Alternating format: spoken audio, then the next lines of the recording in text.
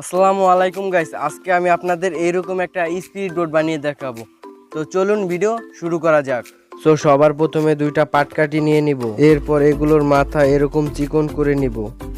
এরপর এরকম একটা শক্ত কাঠি নিয়ে নিব। আপনারা চাইলে ঝাড়ুর কাঠি নিতে পারেন। এরপর কাঠির এই অনুযায়ী দুই পাশে দুইটা ছিদ্র করে নিব। এরপর পাটকাঠির সাথে কাঠিটা এইভাবে লাগিয়ে নিব। এরপর এর মাথায় রাবার শক্তভাবে পেঁচিয়ে নিব।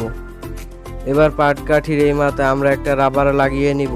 এবার আইসক্রিম খাওয়ার যে কাঠি আছে ওর একটা কাঠি নিয়ে নিব। এবার এর ভিতরে দিয়ে এইভাবে উল্টা করে পেঁচিয়ে নিব। পেঁচিয়ে নেওয়ার পর পানিতে ছেড়ে দিলে দেখতে পাবো যে পানিতে চলতে আছে।